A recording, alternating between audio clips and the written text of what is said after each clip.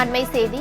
பொதுமக்களுக்கு வெள்ள நிவாரணமாக டோக்கன் கொடுத்து 6000 ரூபாய் நிவாரணத் தொகையானது வழங்கப்பட்டு வரும் நிலையில் வீடுகளின் முன்பு போட்டோ எடுக்க உத்தரவானது பிறப்பிக்கப்பட்டுள்ளது. அண்மை செய்தியாக தற்போது நாம் பார்த்துக் கொண்டிருக்கிறோம். முழுமையான விவரங்களை செய்தியாளர் நந்தினி வழங்க கேட்டு பெறலாம். நந்தினி, இது குறித்தான விவரங்களை பதிவு பண்ணுங்க.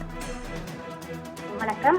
மிக்ஜாம் புயல் வெள்ள நிவாரணமாக 6000 ரூபாய் கேட்டு விண்ணப்பித்தவர்களை வீட்டு முன்பு போட்டோ எடுக்க வேண்டும் என தமிழ்நாடு அரசின் சார்பில் உத்தரவு பிறப்பிக்கப்பட்டுள்ளது.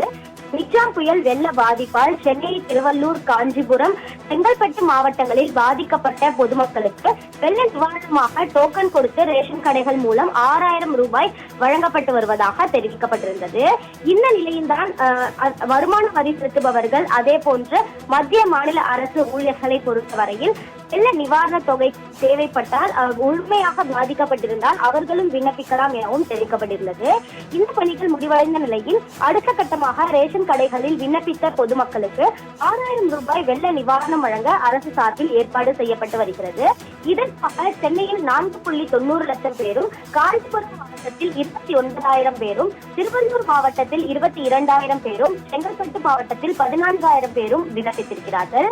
5.55 லட்சம் பேர் நிவாரண நிதிக்காக விண்ணப்பித்திருக்கக்கூடிய நிலையில் வருமான வரி செலுத்துபவர்கள், அரசு ஊழியர்கள் என யாராக இருந்தாலும் அவர்களது வீடு வெள்ளத்தால் பாதிக்கப்பட்டு இருந்தால் அல்லது அவர்களது உடைமைகள் பாதிக்கப்பட்டு இருந்தால் அவர்களுக்கு 6000 ரூபாய் பெறுவதற்கு தகுதியுடையவர்கள் ஆவார்கள் என அரசு சார்பில் அறிவிப்பு வெளியிடப்பட்டுள்ளது. இதன் அடிப்படையில் அரசு இப்போது புதிதாக ஒரு செயலியை உருவாக்கி இருக்கிறது.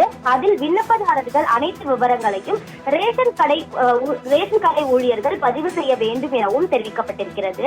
அது மட்டுமல்லாமல் ஆதார் எண், வங்கி கணக்கு எண், தொலைபேசி எண்களை பதிவு செய்வதுடன் பயனாளிகளின் புகைப்படத்தையும் பதிவு செய்ய வேண்டும் என அரசு சார்பில் உத்தரவு பிறப்பிக்கப்பட்டிருக்கிறது.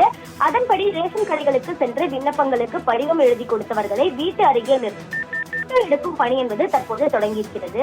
இந்த பணியில் கிராம நிர்வாக அதிகாரி, அவரது உதவியாளர், ஊராட்சி செயலாளர்கள், ரேஷன் கடை ஊழியர்கள் ஆகியோர் ஈடுபட்டு வருகிறார்கள். இந்த பணிகள் முடிந்த பிறகுதான் அவரவர் வங்கி கணக்குகளில் பணங்கள் அனுப்பப்பட இருக்கிறது.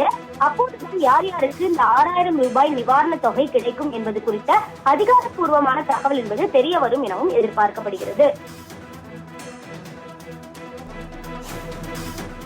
நந்தினி, விவரங்களுக்கு நன்றி.